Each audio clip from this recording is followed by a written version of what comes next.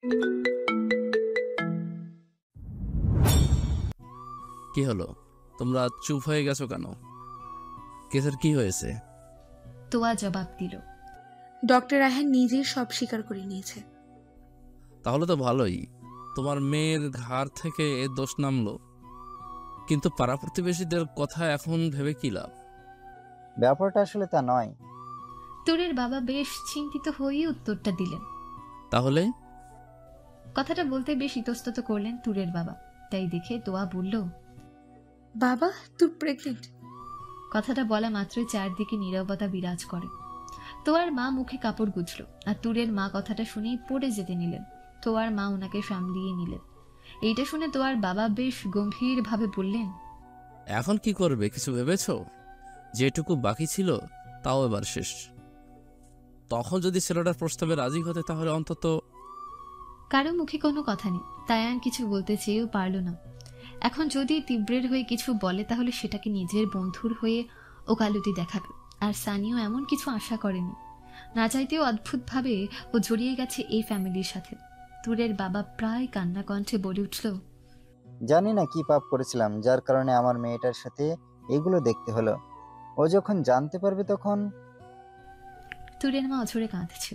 ব্যাপারটা এমন একটা জায়গায় দাঁড়িয়েছে কারো কাছে করার তেমন কিছুই নেই। তোয়া কিছুক্ষণ পর বলল, ডক্টর রায়হানের সাথে এ নিয়ে কথা বললে ছোট আপু? কি বলবো বলতে পারিস? উনি তো তোকে বিয়ে করতে চেয়েছিল, ইনফ্যাক্ট এখনো চায়। নিজেকে কোনো রকম বাঁচানোর চেষ্টা না করে আদালতে সবটা স্বীকার করেছেন। আর তাছাড়া উনি যদি সবটা সত্যি না বলতেন তাহলে আমরা এসব জানতেও পারতাম না। যেহেতু উনি ওনার অন্যায় বুঝতে পেরে নিজেই কোনো রকম বাঁচার চেষ্টা না করে শাস্তির জন্য প্রস্তুত, তোমাদের মনে হয় না ওনাকে একটা সুযোগ দেওয়া উচিত? আর তাছাড়া উনি বললেন না, যা করেছে তোরের জন্যই করেছে। তুরের বাবা কি বলবেন বুঝতে পারছে না। পরিস্থিতি আজ এমন জায়গায় সে না চাইতেও নিজের মেয়েকে একটা ক্রিমিনালের হাতে তুলে দেওয়ার কথা ভাবতে বাধ্য হচ্ছে।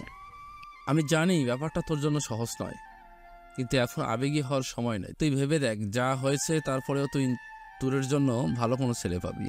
আর পরের কথা বাদ দে, বিয়ের আগেই তোর মেয়ে মা হতে চলেছে। এটা যখন সবাই জানতে পারবে তখন তোরের কোনো দোষ নেই। সমাজের মানুষ এটা মানবে না। তোরকে দোষী সাব্যস্ত করে যা নয় তাই বলবে। তোদের তো ছিছি করবেই, সাথে আমাদের মুখেও থুতু দেবে। এটাই নির্মম বাস্তবতা। কথাগুলো তোয়ার বাবা গম্ভীর ভাবেই বললেন। তাই এতক্ষণ চুপ থাকলেও এবার বলল, আমি জানি, আমি যেটাই বলি না কেন সেটা আপনারা তীব্রের হয়ে বলছি মনে করবেন। তবে এইটা বলবো, আমি ছোটবেলা থেকে ওকে চিনি। আর আমি চাইতাম যাতে তোয়ার সাথে ওর বিয়ে দিতে, কিন্তু তার মাঝে এরকম একটা বিশ্ব কাণ্ড হয়ে যাবে ভাবিনি। তবে এটাই বলবো, আপনারা যতটা খারাপ ভাবছেন ততটা খারাপ ও নয়। আর তোর নিজেই বলেছে ওকে বিয়ে করে আপনাদের কাছে নিয়ে আসতে চেয়েছিল নিজের পাপের প্রায়শ্চিত্ত করতে, কিন্তু তার আগেই তোর পালিয়েছে। আর তারপরেও আপনাদের কাছে বিয়ের প্রস্তাব পাঠিয়েছে, কিন্তু আপনারা ওকে ফিরিয়ে দিয়েছেন। আর আজ আদালতে উকিল যখন ওর দিকে আঙ্গুল তুলেছিল তার আগেই ও নিজের অন্যায় স্বীকার করেছিল, যাতে তুরকে কিছু না শুনতে হয়। ওর একটা অন্যায়ের জন্য আপনারা যদি এখন ভাবেন ও তুরকে খুশি রাখতে পারবে না, তাহলে আমার কিছুই বলার নেই। ওর ভুলটা সামান্য, কিন্তু যখন সহজ উপায়ে যখন সেটা শুধরে নেওয়া যায় তখন সেটা করা উত্তম। বাকিটা আপনারা ভেবে দেখুন, আমার আর কিচ্ছুই বলার নেই।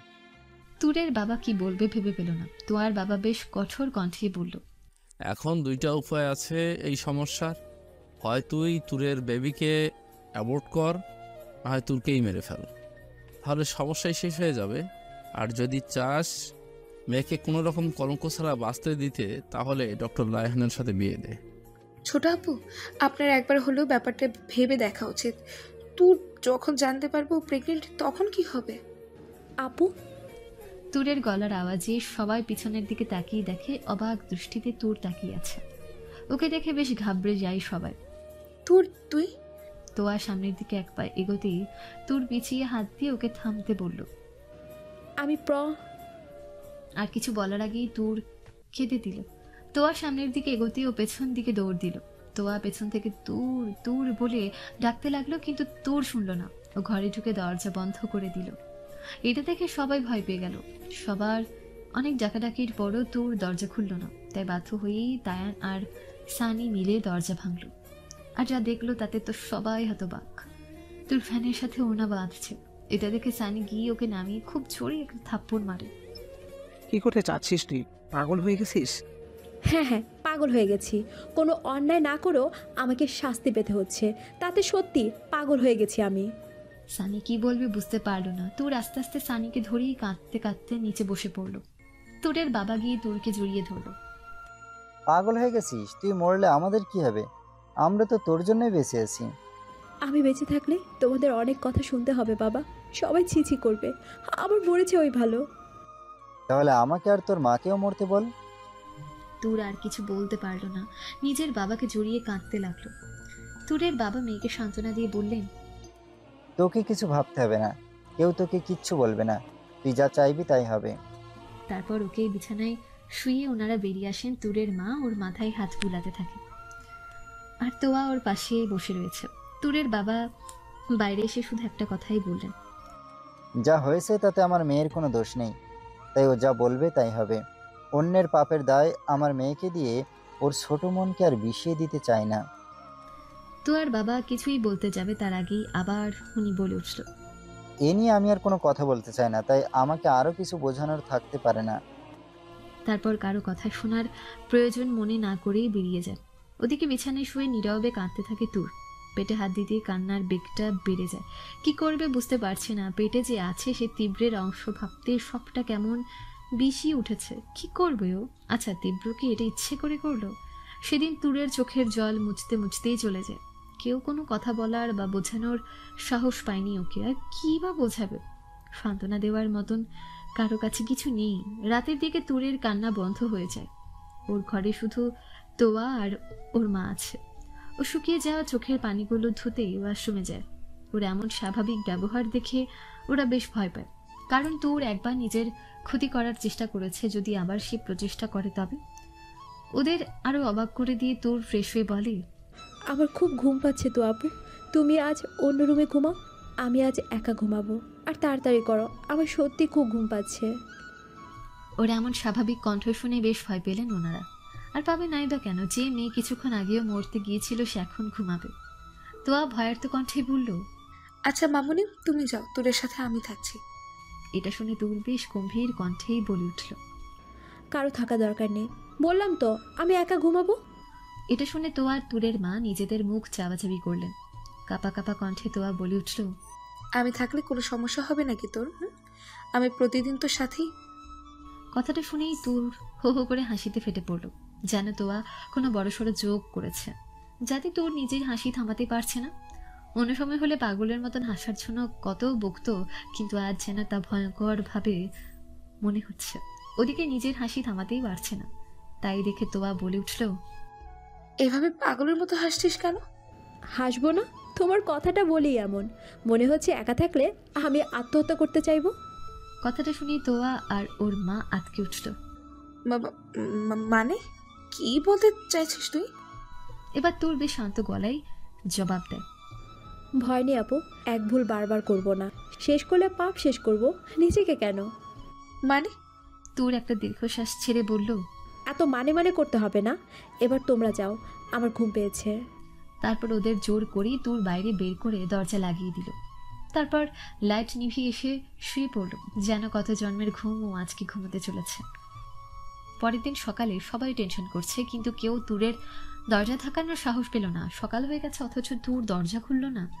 তুরের মা দরজার কাছে গিয়ে ধাক্কা দেবে, সেই মুহূর্তে তোর মাথা মুছতে মুছতে বেরিয়ে এলো।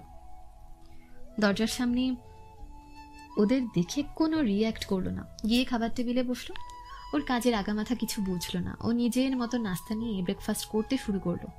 খাওয়ার সময় ওর বাবা বলল, তোর হ্যাঁ বাবা বলো।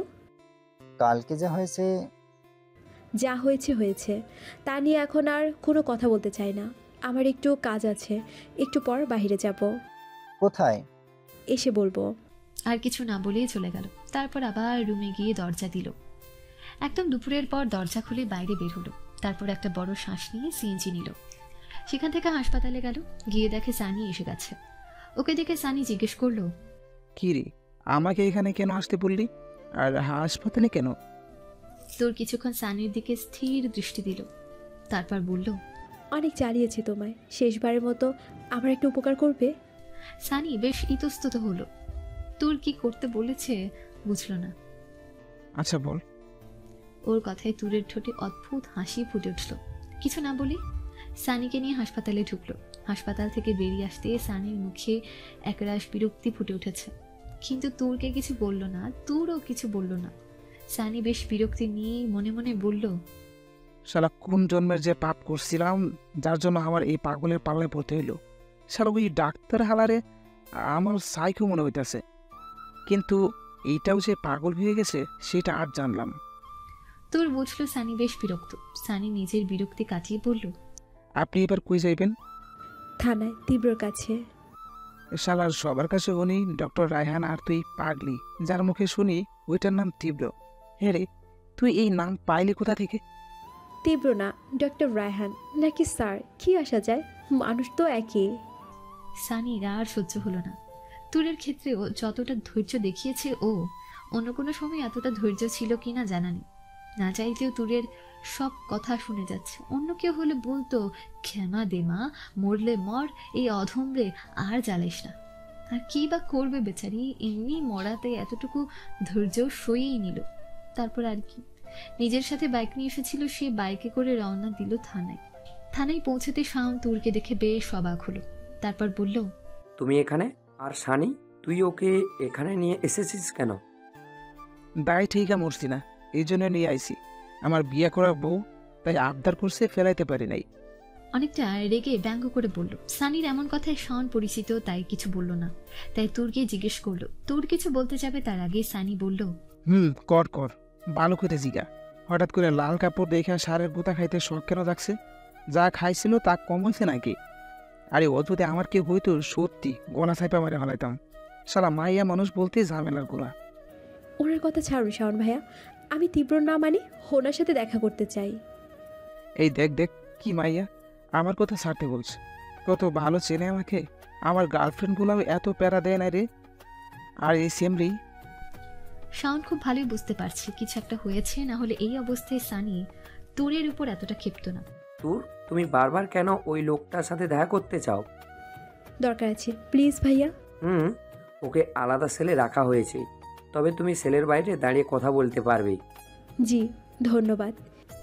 তারপরে সানিকে তোর সাথে যেতে বলে, কিন্তু সানি কোনো গুরুত্ব না দিয়ে নখ কামড়াতে থাকে। তাই তোর জোর করে ওর হাত ধরে জোর করে নিজের সাথে নিয়ে যায়। এটা দেখে শাওন বেশ অবাক হয়, কারণ ও সানিকে চেনে, ও যা বলবে তাই। কিন্তু এখন মনে হচ্ছে তুরের কথাই না চাইতেও সব করছে। সেলের চারদিক অন্ধকার। তীব্রকে যেখানে রাখা হয়েছে সেখানে গিয়ে দেখে তীব্র উপরের দিকে তাকিয়ে চোখ বন্ধ করে আছে। পায়ের আওয়াজে তীব্র সামনের দিকে তুরকে দেখতে পেয়ে নিজের শরীরে ভালোভাবে ঢেকে দেয়, যাতে ওর শরীরের আঘাত তুর না দেখে। ওকে এখন এসব দেখাতে চায় না তীব্র। ওকে দেখে এক ঝলক খুশি নিয়ে সেলের শিকের কাছে আসে, শিক ধরে, কিন্তু চাওয়া সত্ত্বেও বাইরে বেরিয়ে তুরকে ধরতে পারে না। তুরকে দেখে খুশির ঝলক ফিরে পেলেও সেটা মুহূর্তেই রাগে পরিণত হয়, কারণ তুর সানির হাত ধরে আছে। তীব্রের মুখ দেখে ব্যাপারটা বুঝলো তুর। ও নিজের হাতের দিকে তাকিয়ে তা ছেড়ে দিল। তারপর ধীর পায়ে তীব্রের কাছে গেল। তুর সেলের শিকে হাত রাখতেই তীব্র সে হাতটা নিজের মুষ্টিতে আবদ্ধ করতে ওর ধরা হাতেই হাত রাখল। তুর শান্ত চাহনিতে বলে উঠল, এটাই চেয়েছিলেন আপনি? আমি আপনার কাছে ছুটে আসি, বাধ্য হয়ে আপনার কাছে ফিরতে। দেখুন আমি এসেছি।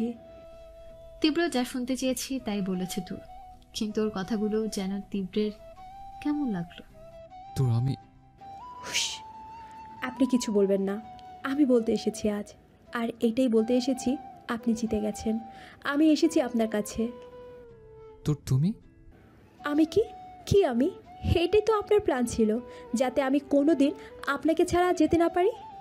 আচ্ছা বলুন তো, কি পেয়েছেন আপনি আমার কাছে, যার কারণে এত কিছুর পরও আপনি আমাকে ছাড়তে পারলেন না, বরং আরও নোংরা হতে লাগলেন? তোর আপনার কি মনে হয় আপনার এই চালে আমি আপনাকে সফল হতে দেব? কখনোই না। কি বলছো তুমি? তখন একটা কাগজ তীব্রের সামনে ধরল। তীব্র কাঁপা কাঁপা হাতে কাগজটা খুলল। খুলতেই কাগজটা পড়ে গেল, আর তীব্র প্রচণ্ড রেগে গেল। এসবের মানে কি তোর? আপনার কি মনে হয় আপনার পাপের ফসল আমি নিজের মধ্যে লালন করব? তোর প্রচণ্ড রেগে চিৎকার করে পেপারটা বেবি অ্যাবর্শন করার জন্য ছিল, কবে করা হবে তার ডেট দেওয়া হয়েছে। তীব্র প্রচণ্ড রেগে গিয়ে বলল, দেখো তো, আমি তোমার সব কথা শুনেছি। তোমার দেওয়া সব শাস্তি মাথা পেতে নিয়েছে, তাই তুমি তাই তাই কি তীব্র? আপনি আপনার কর্মফলের শাস্তি পাচ্ছেন, আমাকে কিসের শাস্তি পেতে বলছেন? আমি যা করেছি তাতে এই বাচ্চার কোনো দোষ নেই। আমারও তো কোনো দোষ ছিল না তীব্র। তোর নিজেকে শান্ত করার চেষ্টা করছে তীব্র। নিজের ঠোঁট কামড়ে রাগটাকে কন্ট্রোলে আনতে চাইছে। তোর বাচ্চাটা নির্দোষ, বিশ্বাস করো। আমি খুব করে চাই ওকে। তুমি জানো না ও কতটা ইম্পর্ট্যান্ট আমার জন্য। আমি কতটা খুশি তুমি জানো না। তুমি যা বলবে। আমি খুশি নই তীব্র, খুশি নই আমি। আমি পারবো না, আমি পারবো না আপনার অস্তিত্বকে নিজের মধ্যে ধারণ করতে। তোর ও শুধু আমার নয়, তোমারও। তাহলে আমার ইচ্ছে শেষ, তাই না? ওকে রাখবো নাকি? কথাটা শেষ হওয়ার আগেই তীব্র ওর গলা চেপে ধরল। মুহূর্তে তুরের কাশি উঠে গেল। সানি এসে তুরকে ছাড়াতে চাইল, কিন্তু পারল না। চেঁচামেচি শুনে শাওন আসতে ওর মুখ থেকে বেরিয়ে এলো, ও মাই গড। তীব্রের ছাড়ার নাম নেই। অনেক হয়েছে তোর, অনেক শুনেছে। আর না, ব্যাস। এবার সহ্যের বাঁধ ভেঙেছিস তুই।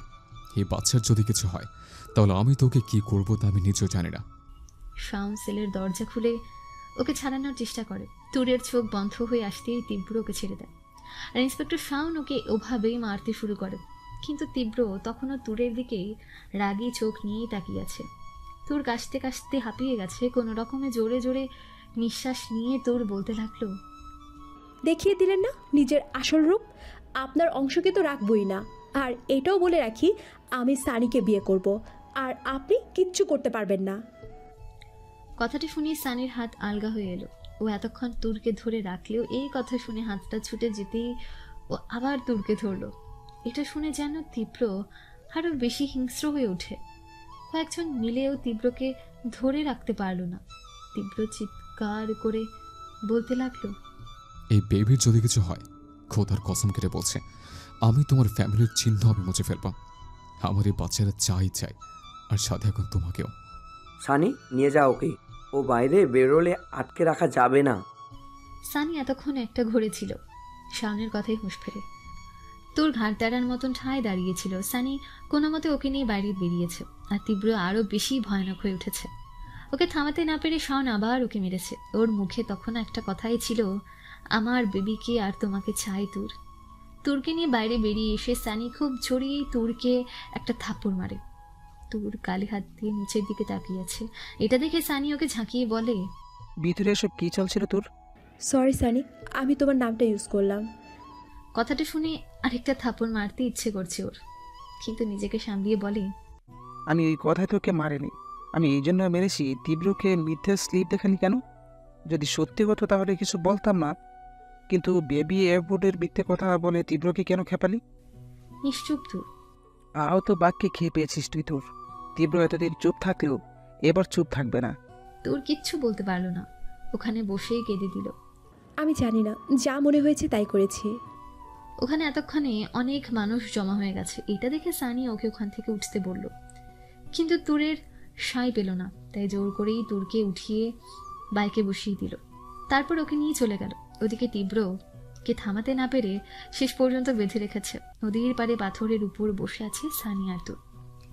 সানির হাতে একটা ক্যান, আর তোর শান্ত চোখে সমুদ্র দেখছে, আর গলায় ঠান্ডা ক্যান ছোঁয়াচ্ছে। ও খুব ভালোভাবে বুঝতে পেরেছে আজকের কাজের ভয়ানক মাসুল ওকে দিতে হবে।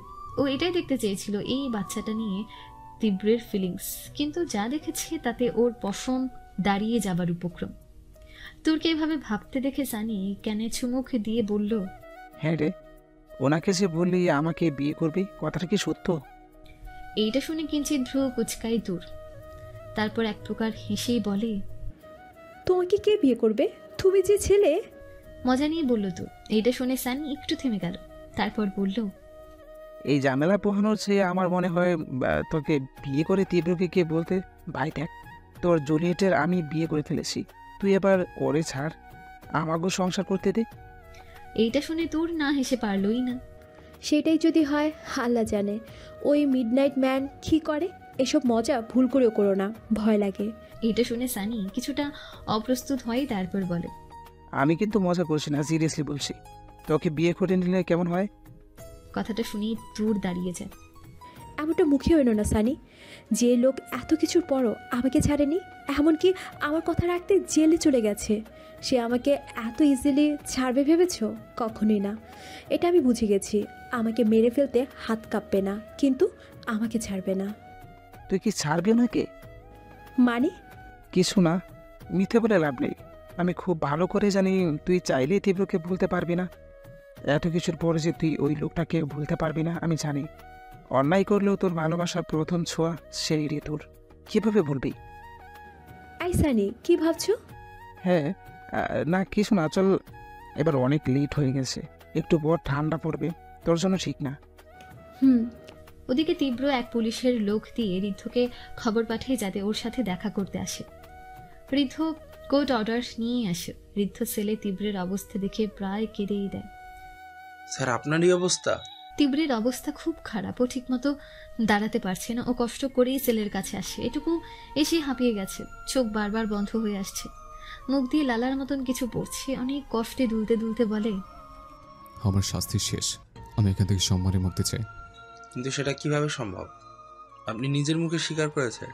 তাছাড়া আমি যার কাছে গেছি সেই বলেছে আপনি যেহেতু নিজের দোষ নিজে স্বীকার করছেন, তাই কারো কিছু করার নেই। এটা শুনে তীব্র সেলের শিকে হাত রাখে তার পিঠে মাথা রেখে বলে, তাই তো, আমি তো নিজে দোষ স্বীকার করেছি, তাহলে এখন কি হবে? তীব্রের কথার আগামাথা পেল না ঋদ্ধ। ও বেশ অবাক হয়ে জিজ্ঞেস করলো, মানে? এটা শুনে তীব্র একটা পৈশাচিক হাসি দেয়। এই হাসির শব্দে কেঁপে ঋদ্ধ। তীব্র তখন কর্কশ গলায় বলে, আমি যখন নিজের দোষ স্বীকার করেছি, তাহলে নিজের নির্দোষ হওয়ার কথা বলতে পারবো না? কিন্তু স্যার, পুলিশ কমিশনারকে বলে আমাকে শাওনের জেল থেকে অন্য জেলে নেওয়ার ব্যবস্থা করো, বাকিটা আমি বুঝে নেব। Okay sir. বৃদ্ধ, শোনো। তারপর ঋদ্ধকে কিছু বলে। স্যার, সত্যি আপনি এটা করবেন? মুখে হাসি ফুটিয়ে বলে। হুম। ঋদ্ধ বেশ খুশি হয়েই চলে যায়।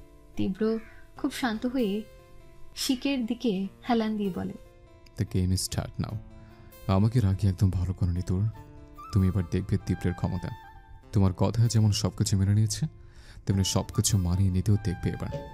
আদালতে যদি তোমাকে নিজেকে আপন করে নিতে না পারি, নিজেকে নির্দোষ প্রমাণ করে, তবে আমি তোমার তীব্র নই।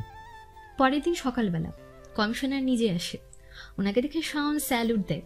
কমিশনার বেশ রেগেই জিজ্ঞেস করে, তুমি কোনো অর্ডার ছাড়া ব্যক্তিগত ক্ষোভ পূরণের জন্য ডক্টর রায়হানের গায়ে হাত তুলেছ, জানো এর শাস্তিস্বরূপ তোমাকে বরখাস্ত করা যেতে পারে?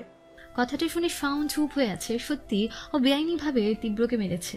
Sorry sir. সরি বললে 7 গুণ মাফ হয়ে যায় না ইন্সপেক্টর সাইমন রহমান শাওন।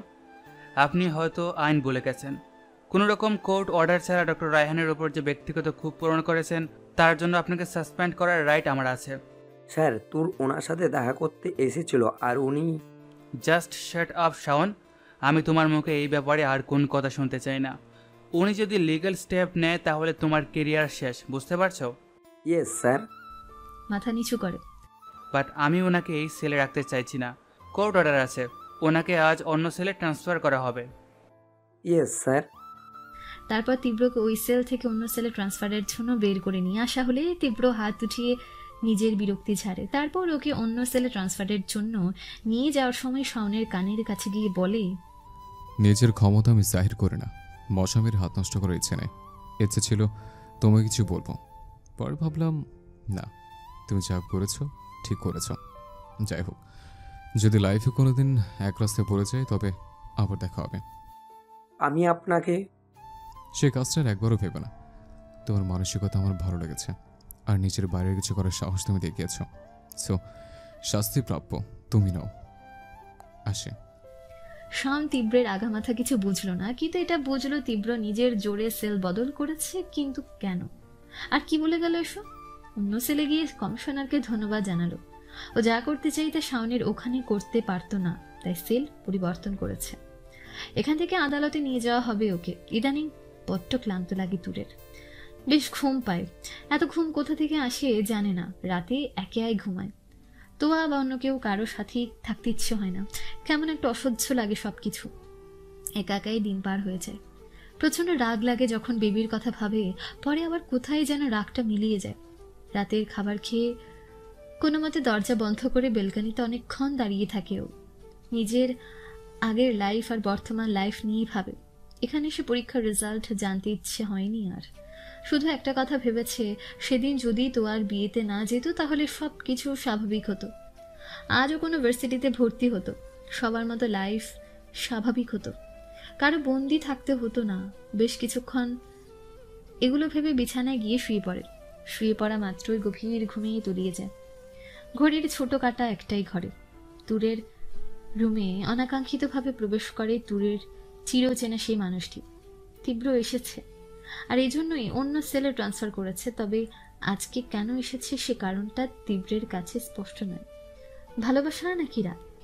রাগ নাকি ভালোবাসা, যাই হোক সেটার প্রকাশ একইভাবে হয়। বিছানায় ক্লান্ত শরীর নিয়ে শুয়ে আছে তুর। ক্লান্তির ছাপ স্পষ্ট ফুটে উঠেছে তুরের নিষ্পাপ মুখে। না চাইতে বড্ড আঘাত করে ফেলেছে মেয়েটাকে, কিন্তু কিছু করার ছিল না।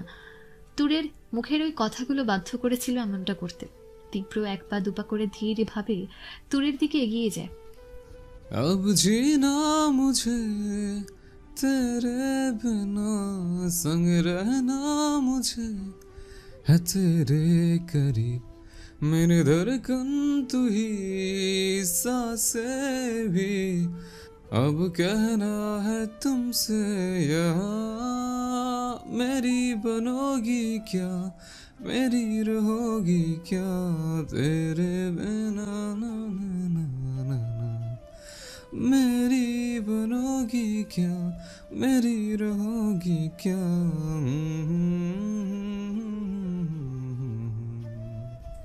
এখন বুঝেছে, নিজের মনের চাও বুঝেছে।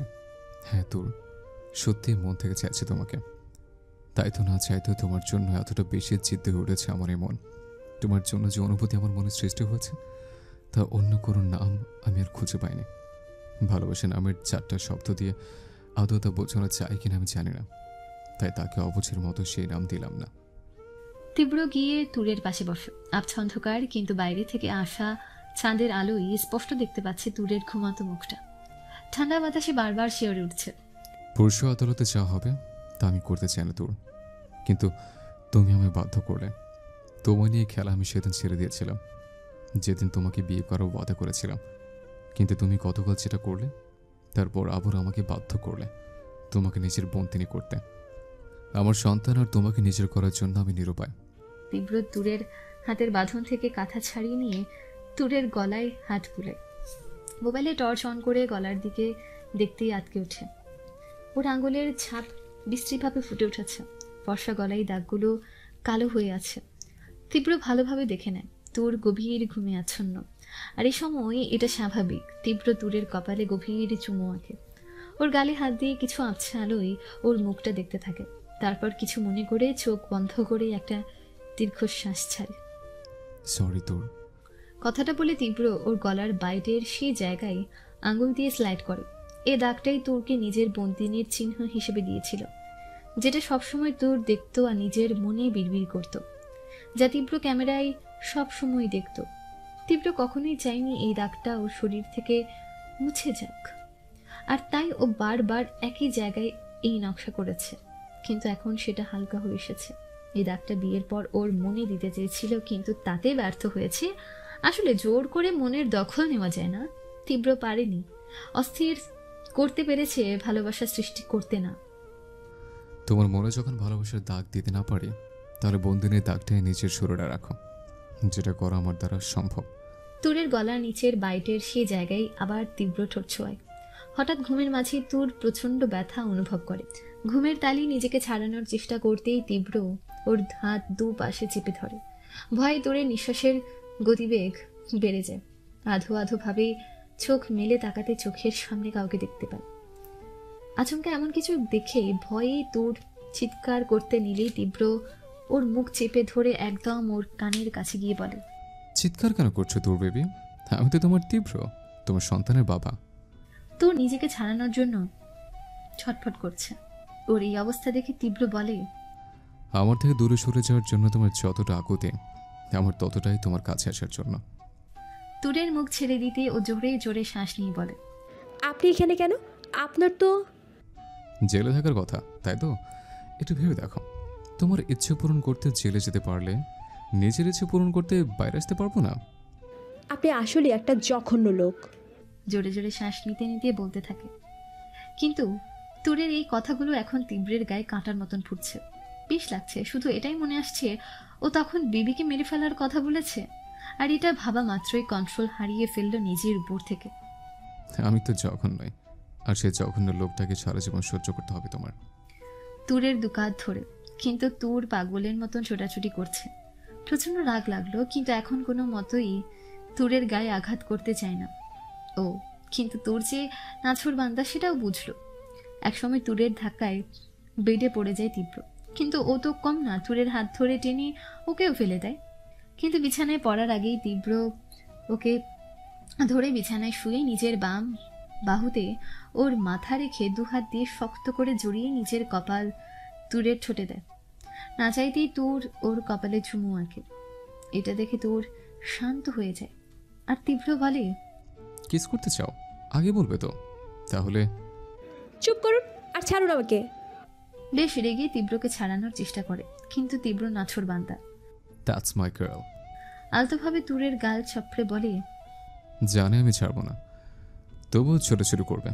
তুমি জানো তুমি এমন করলে আমার তোমাকে ছাগলের বাচ্চা মনে হয়।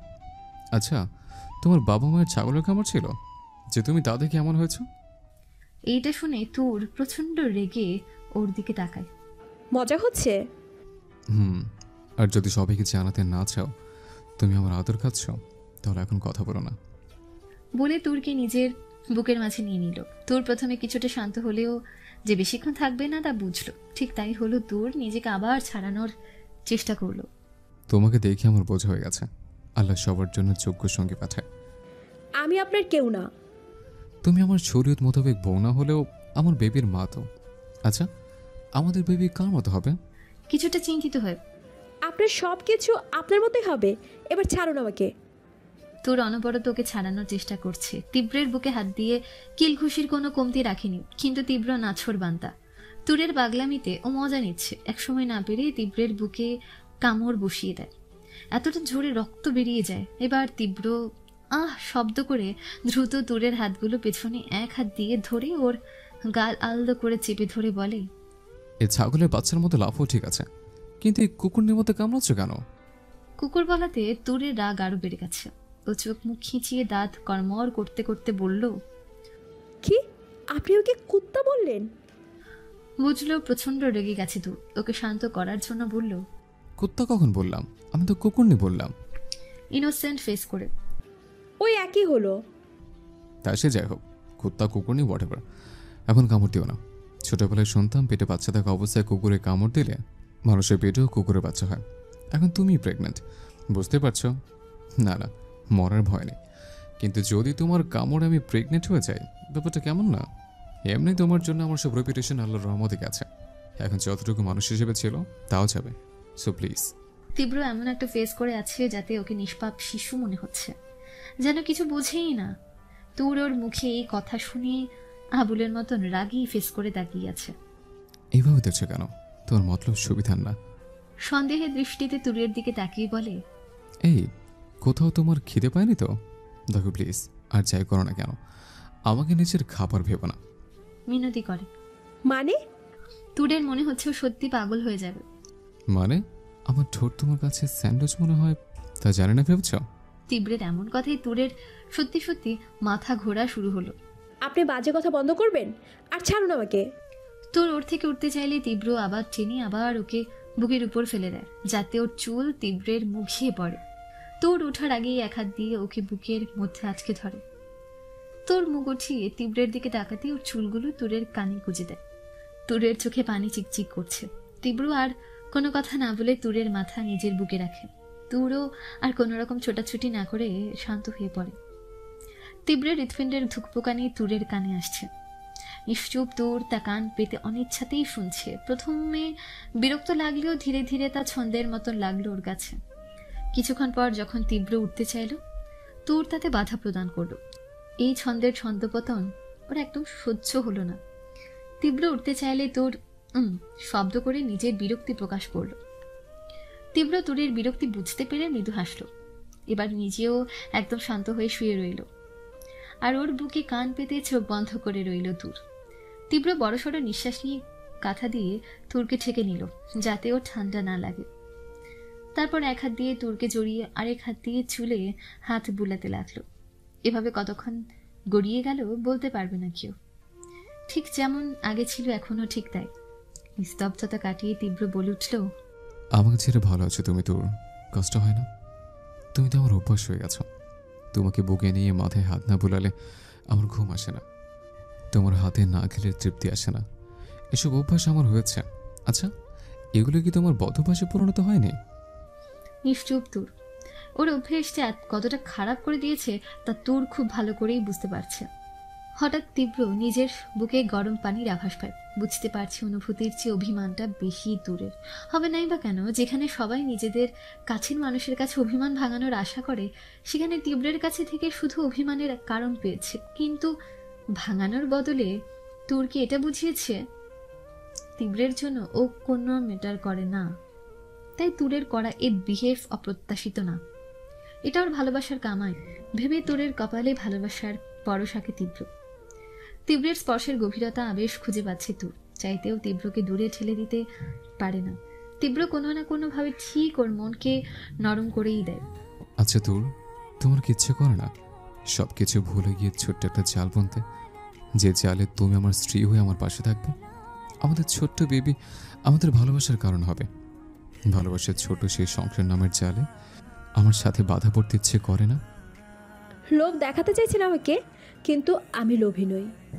তুরের কথায় শব্দ করেই হাসি তীব্র। হাসছেন কেন? আমি তো বলেছি আমি অন্য কাউকে বিয়ে করব। তুর এখনো তীব্রের বুকেই চোখ বন্ধ করে আছে। তবে পার্থক্য হচ্ছে কথাগুলো বলার সময় তীব্রের শার্ট খামচে ধরছে নিজের অজান্তেই, যা তীব্র খুব ভালোভাবে বুঝতে পারছে। কাকে বিয়ে করবে? সানিকে? পারবে? যাকে ইচ্ছে তাকে। সেটা আপনাকে বলতে যাব কেন? কারণ আমার বেঁচে থাকা অবধি আমার বন্দিনী অন্য কারো কাছে, সেটা আমি কি করে হতে দিই? হঠাৎ করে তীব্র তুরের চুলগুলো নিজের মুঠোয় পুড়ে নেয়। তুর নিজের চুলে ব্যথা পায়। কি করছেন? চুলে ব্যথা পাচ্ছে। তুর ভুলে গেছে ও এখন তীব্রের বাড়িতে ওর বন্দিনী নয়, আর তীব্র ভুলে গেছে তুরকে মানাতে এসেছে। দুজনেই যেন নিজেদের কয়েক মাস পিছনে চলে গেছে। তীব্র চুলের মুঠোয় তুরকে নিজের মুখের কাছে নিয়ে এসে ওর থুতনি ধরে বলে, তোমার মুখে অন্য কারো নাম যেন না শুনি তোর, তাহলে কিন্তু খুব খারাপ হয়ে যাবে। চোখে মুখে প্রচন্ড রাগ ফুটে উঠেছে তীব্রে। এবার তুরের রাগটাও বেড়ে গেল। খারাপ না হয়ে কিভাবে পারবে? আপনি লোকটাই তো খারাপ। আমি খারাপ, তাই না? তাহলে খারাপ কাকে বলে এবার দেখবে।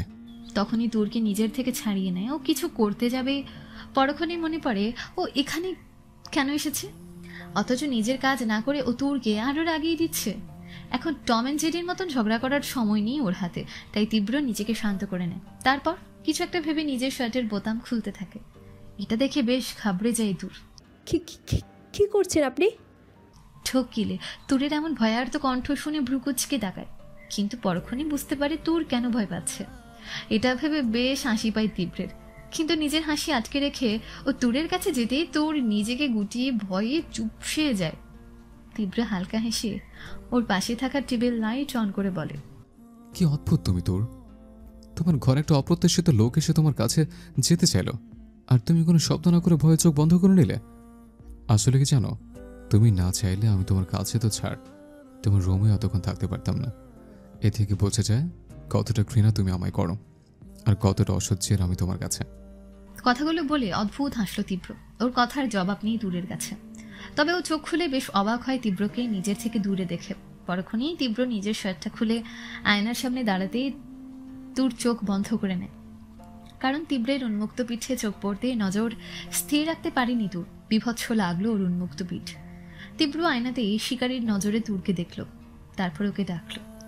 তোর? তীব্র কয়েকবার ডাকলেও তুর সাড়া দিল না। কিছুক্ষণ পরও ভয়ে ভয়ে আয়নার দিকে তাকালো। তীব্র তীক্ষ্ণ দৃষ্টিতে আয়নার দিকে তাকিয়েছিল, যাতে দুজনের চোখাচোখি হয়ে গেল। তীব্রের চোখে চোখ পড়তে ও আবার চোখ নামিয়ে নিল। তাই দেখে তীব্র তুরের কাছে যায়।